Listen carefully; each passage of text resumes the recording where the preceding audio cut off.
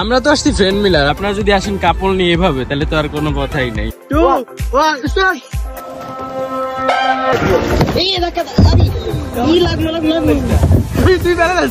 তোর কাছে life jacket আছে না?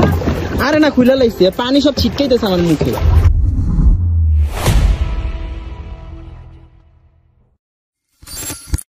সো আসসালামু আলাইকুম গাইজ, আজ আমরা যাচ্ছি উত্তরা কায়াকিং করতে। আমার সাথে আছে আসিফ এবং ওর ফ্রেন্ড। তো আমরা মেট্রো রেলের জন্য অপেক্ষা করতেছি এবং ওরা হাই বলে দিচ্ছে।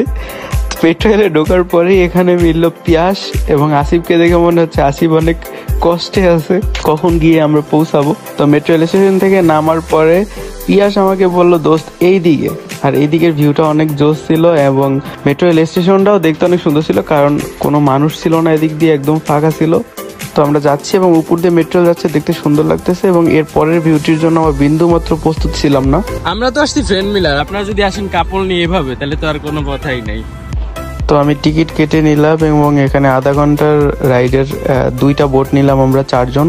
আর সাঁতার আমি পারি না, বাট আমার ভয় করতেছে না, কিন্তু আমার এই ফ্রেন্ড পিয়াসের অনেক ভয় করতেছে, বলতেছিল লাইফ জ্যাকেট নিয়ে আনে। বোট পেয়ে গেলাম প্রথমে আমি আর আসিফ, তারপরে দেখলাম পিয়াসও হাজির লাইফ জ্যাকেট নিয়ে, কারণ বেচার অনেক ভয় করতেছে। মেট্রো যাচ্ছে, আমরা প্রস্তুতি নিচ্ছিলাম রেসিং করব। তো স্টার্ট। 3, 2, 1, স্টার্ট।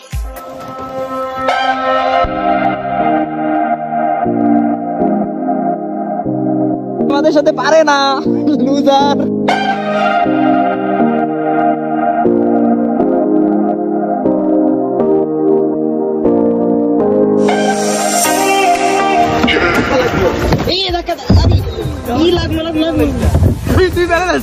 তোর কাছে লাইফ জ্যাকেট আছে না?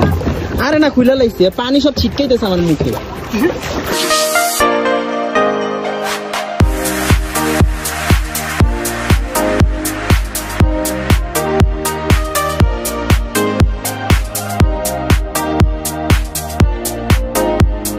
আমি যেখানে ফটোগ্রাফি সেখানে ভিডিও সেখানে, তাই এক বোট থেকে আরেক বোটে আমরা ফটো তুলতেছিলাম।